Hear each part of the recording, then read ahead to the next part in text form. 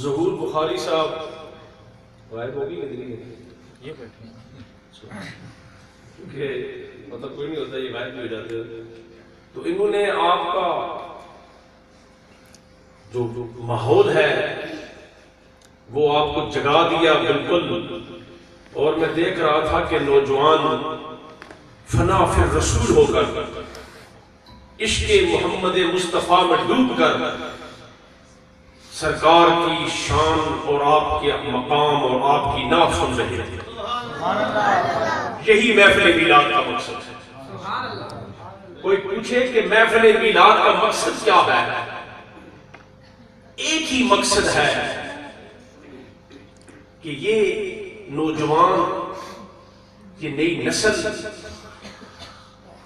گمراہ ہونے سے بچ جائے، پٹکنے سے بچ جائے، یہ غیروں کو اپنا رہنما بنانے سے بچ جائے.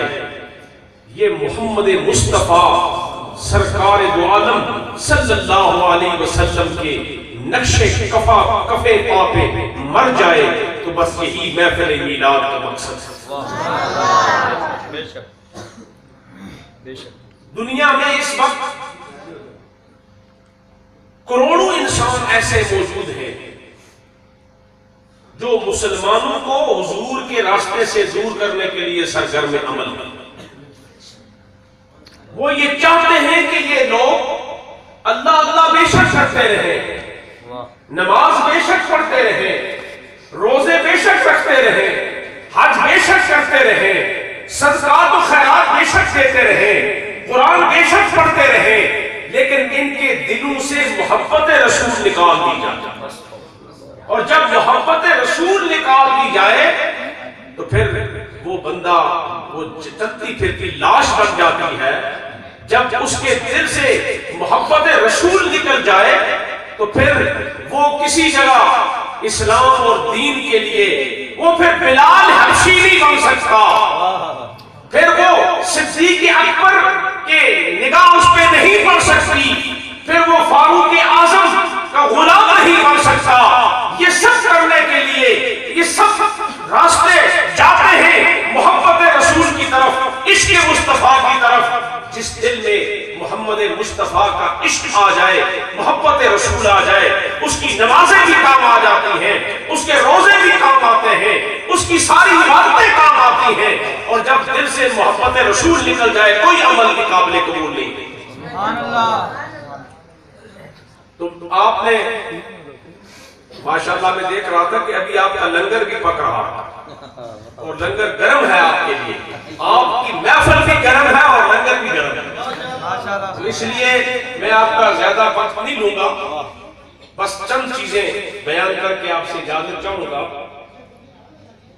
ہماری خوش نصیبی ہے اللہ نے ہمیں محمد مصطفیٰ صلی اللہ علیہ وسلم کا امتی پیدا کیا. وہ نبی جو دنیا میں پیدا ہوتے ہیں، ہم ان کی محفل میلاد کر رہے ہیں، جو پیدا ہوتے ہیں تو امتی کا ذکر کرتے ہیں اور دنیا سے پردہ فرماتے ہیں تو امتی کا ذکر کرتے ہیں. لا مقام میں جاتے ہیں تو امتی کا ذکر کرتے ہیں. محشر میں موجود ہیں تو امتی کے لیے شفاعت کا تاج پہنے ہوئے ہیں اور محشر میں موجود ہیں امتی کے لیے ساقی کوثر بن میں بیٹھے ہوئے ہیں. بہت خوب کہا کہ امتی تو بڑا خوش نصیب ہے کہ حضور دنیا پہ تشریف لاتے ہیں، امتی کا زبان پہ نام جاری ہے.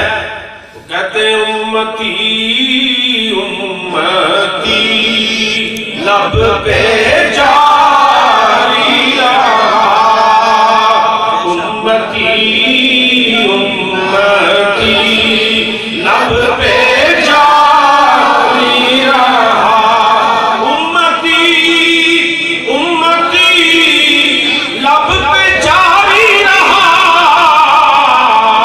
امتی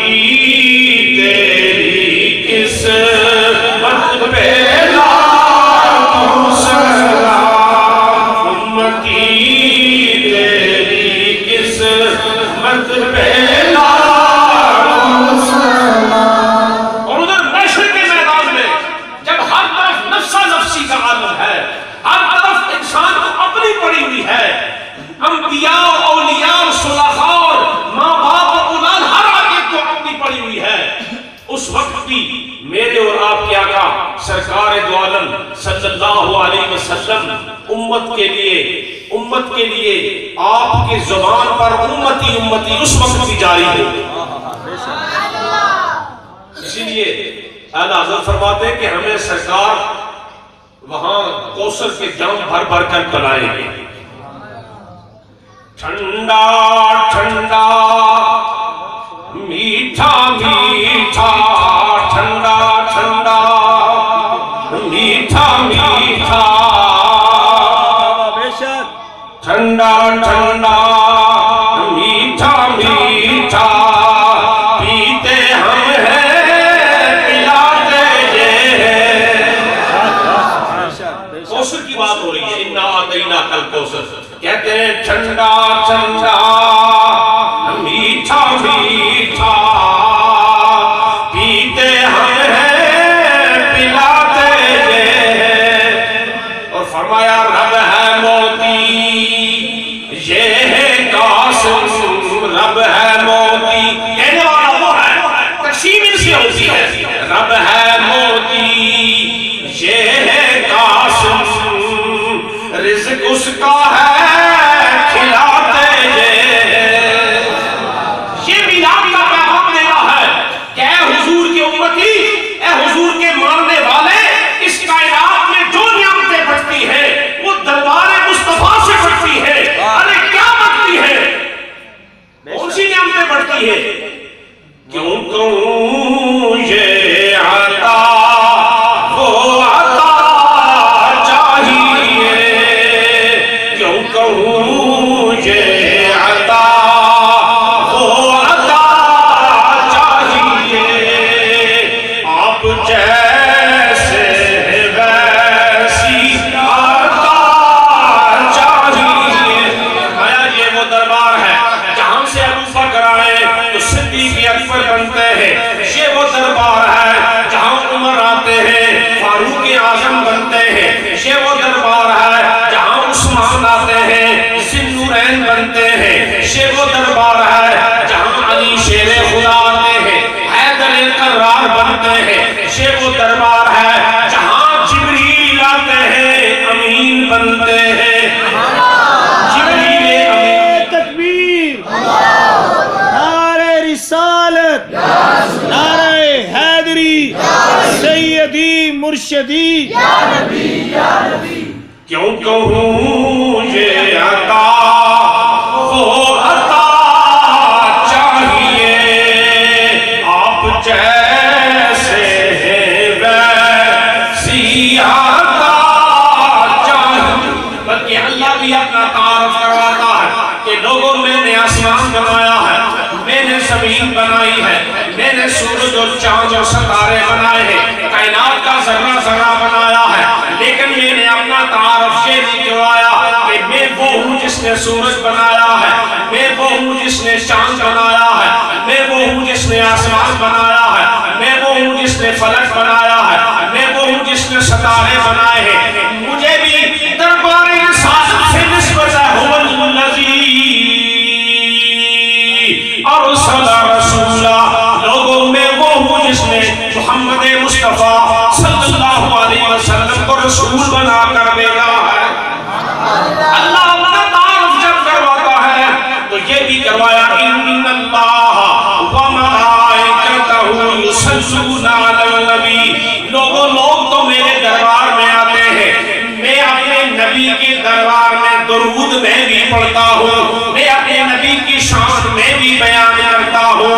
لوگوں واحد جب وزیر اعظم کے پاس آپ جائیں گے تو وہاں پی ایس بیٹھا ہوتا ہے، پرائیویٹ سیکٹری بیٹھا ہوتا ہے، صدر کے پاس جائیں پرائیویٹ سیکٹری بیٹھا ہوتا ہے، وہ آپ کو پروٹوکول بتائے گا، لیکن دربار رسالت کا پروٹوکول بھی عجیب ہے۔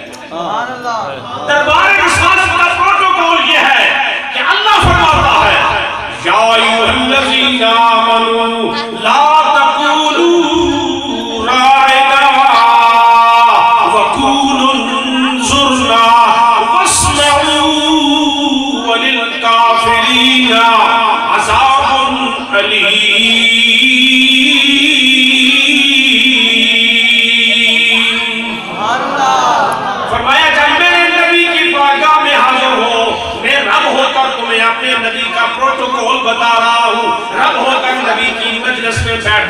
طریقہ بتا رہا ہوں. نبی کی محفل میں بیٹھنا, ادھر ادھر کی باتیں نہ کرنا, دربار نبی میں اپنی آوازوں کو پست رکھ کر بیٹھنا.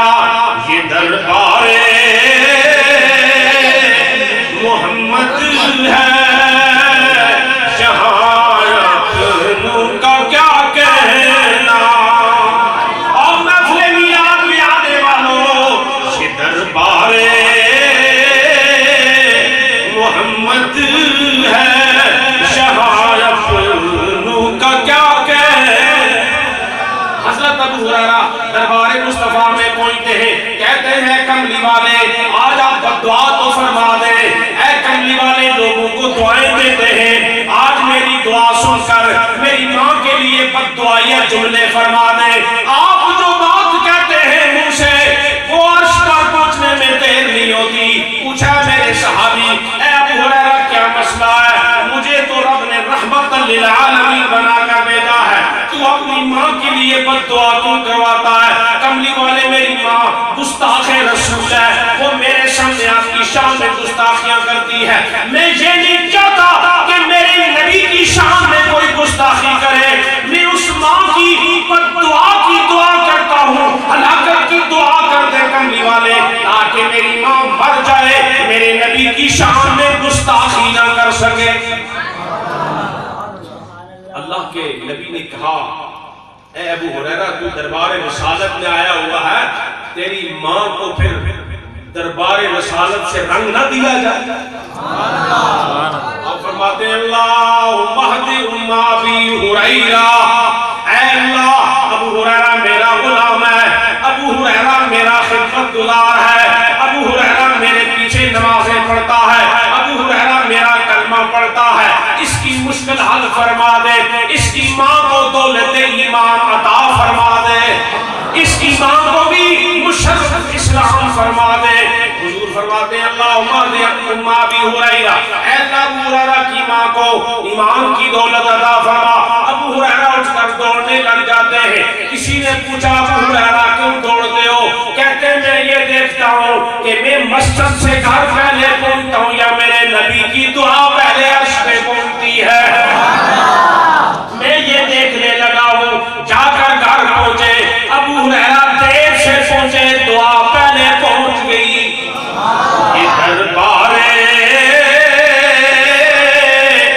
محمد ہے, شہادت کا کیا کہنا. یہاں سے ہاتھ خالی غیر بھی جایا نہیں کرتے. رب ہے موتی یہ ہے قاسم, دیتا وہ ہے دلاتے. یہ ہمارے نبی کی شان ہے کہ محشر کے میدان میں بھی انا آتینا کل کوثر, انا آتینا کل کوثر, ساری کثرت پاتے. اور سنیوں کے امام بات کرتے ہیں تو پھر ان کی بات میں وہ عشق مصطفیٰ ہے. کہتے ہیں کسر جنا تک کس کی رسائی, سمتنا فتدلہ فکان قاب قوسین قدرہ. معراج کا ذکر کر کے کہتے ہیں کہ کسر جنا تک کس کی رسائی, جاتے یہ ہیں آتے یہ. سیدی مرشدی غلام گئے, غلام گئے, رسول کے غلام ہے, غلام یہ رسول میں کہو نا عشق مصطفیٰ زندگی فضول ہے. ہمارے نبی دنیا میں تشریف لائے, امتی کا ذکر, امتی قبر میں پہنچے, حضور اپنا دیدار عطا فرمائے. بندہ محشر میں پہنچے, فرمایا سب سے پہلے میں قبر سے اٹھوں گا. تو فرمایا کہ کملی والے آپ اٹھے ہیں تو پھر امتی اٹھے گا. آپ پہلے اٹھے ہیں, فرمایا اس لیے کہ میں پہلے اٹھ کر امتی اٹھے تو پریشان نہ ہو، اٹھے تو چہرہ محمد مصطفیٰ نظر آئے تو پریشانیاں دور ہو جائیں۔ کوثر جام پلانے کے لیے سرکار موجود، میزان پہ جہاں نامہ اعمال تولے جاتے ہیں میرے آقا موجود، اور فرمایا اس وقت تک جنت میں نہ جاؤں گا جب تک سارے امتیوں کی بخشش نہ کرواؤں۔ تو آپ مسجد میں سرکار کی نعتیں پڑھتے ہیں، یہ سرکار کا ذکر کرتے ہیں، سرکار کا نام لیتے ہیں، سرکار پر درود پڑھتے ہیں، یہ ساری چیزیں صحابہ کرتے تھے، یہ سب عمل انبیاء بھی حضور کا نام لیتے ہیں، انبیاء بھی حضور کو وسیلہ بناتے ہیں، اور فرمایا اگر آدم حضور کو وسیلہ نہ بناتے تو ان کی توبہ قبول نہ ہوتی، اگر نوح وسیلہ نہ بناتے تو ان کی کشتی کنارے نہ لگتی، اور اگر موسیٰ وسیلہ نہ بناتے ان کو سمندر راستہ نہ دیتا، اور اگر وسیلہ نہ بناتے تو عیسیٰ رسول اللہ اوپر نہ جاتا۔ اور یہ بھی دیکھ لیں فرمایا عیسیٰ رسول اللہ چوتھے آسمان پہ، لیکن جب ان کو آخری منزل ملے گی تو وہ سرکار کے روضہ اطہر میں آئے گے۔ معلوم ہوا کہ جو بلندی چوتھے آسمان پہ ہے، جو بلندی ساتویں آسمان پہ ہے، جو بلندی عرش پہ ہے، میرے اور آپ کے آقا کا جو روضہ اطہر ہے اس کا مقام عرش سے بھی اعلیٰ ہے، اس کا رتبہ عرش سے بھی اعلیٰ ہے۔ سب سے اولا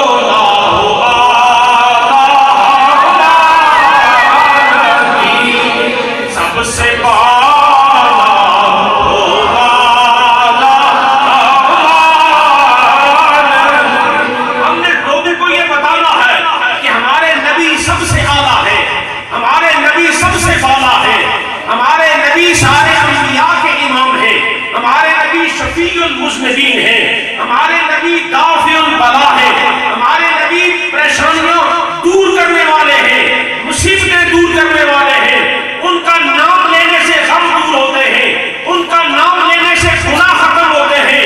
90 سال کا کافر ایک دفعہ لا الہ الا اللہ محمد رسول اللہ پڑھتا ہے، 90 سال کے گناہ نیکیوں میں بدل جاتے ہیں۔ نبی کا نام لینا، نبی کا ذکر کرنا، نبی کی شان بیان کرنا، یہ سنت الہیہ ہے، یہ اللہ کی سنت ہے۔ اور اس وقت ہم جو بیٹھے ہوئے مسجد میں یہ اللہ کی سنت پر عمل پیرا ہے، اللہ اپنے نبی کا ذکر کرتا ہے۔ یا ایھا النبی انا ارسلناک شاہدا ومبشرا ونذیرا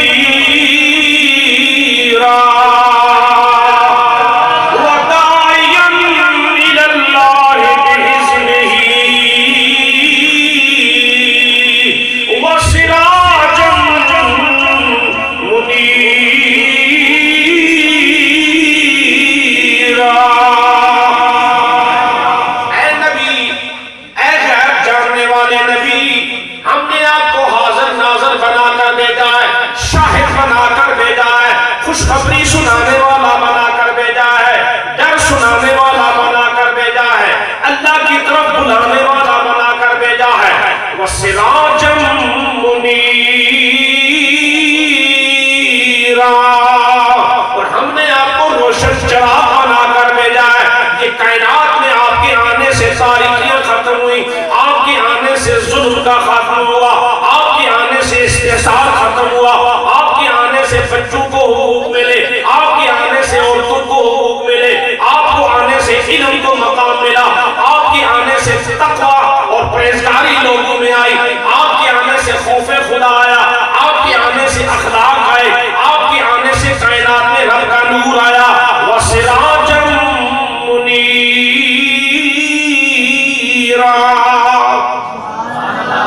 وَالَّذِي أَرْسَلَ رَسُولًا۔ میں نے کہا اللہ اپنا تعارف کرواتا ہے، لوگوں میرا تعارف، تم نبی کو اپنا تعارف بنا لو۔ اللہ ہم سب کو مدینے لے جائے۔ جبریل امین کے بارے میں آتا ہے کہ ان کے 600 نورانی پر اور دو پروں کو کھولے تو ساتوں زمینوں اور ساتوں آسمان ان کے پروں کے نیچے آ جاتے ہیں. لیکن جبریل امین بھی اپنا تعارف یہ بیان کرتے ہیں کہ لوگوں میں جب بھی آتا ہوں تو نبی کے قدموں والی سائٹ سے آتا ہوں، اور آج بھی روزہ اطہر کے پاس جو مسجد نبوی میں دروازہ ہے وہ باب جبریل ہے. کہ ویسے تو جبریل چھت سے آتا ہے، ویسے تو نورانی مخلوق ہے جہاں سے مرضی آئے، لیکن جب دربار رسالت میں آتا ہے تو نبی کے قدموں سے ہو کر آتا ہے. اور جب نبی کو بلانے آتے ہیں، جب نبی کو جگانے آتے ہیں تو سرانے سے آ کر نہیں جگاتے، نبی کے قلبوں کو چومتے ہیں اور نبی کے پاؤں کو بوسہ دیتے ہیں اور کافوری ہونٹوں کے ٹھنڈک سے جگاتے ہیں، تاکہ امتی کو پتہ چل جائے کہ جبریل امین جو سدرۃ المنتہا پہ رہتا ہے، جو نورانی مخلوق کا سربراہ ہے، اگر نورانی مخلوق کا سربراہ محمد رسول اللہ کے قدموں میں حاضر ہو کر بوسے دیتا ہے تو تم کون ہو؟ تم تو بشر ہو، تم تو خاکی مخلوق ہو، تم تو انسان ہو، میں نورانیوں کا سربراہ ہوں. دیکھی نہیں کسی نے اگر شان مصطفیٰ، دیکھے کہ جبرائیل ہے دربان مصطفیٰ، دیکھے کہ جبرائیل دربان مصطفیٰ.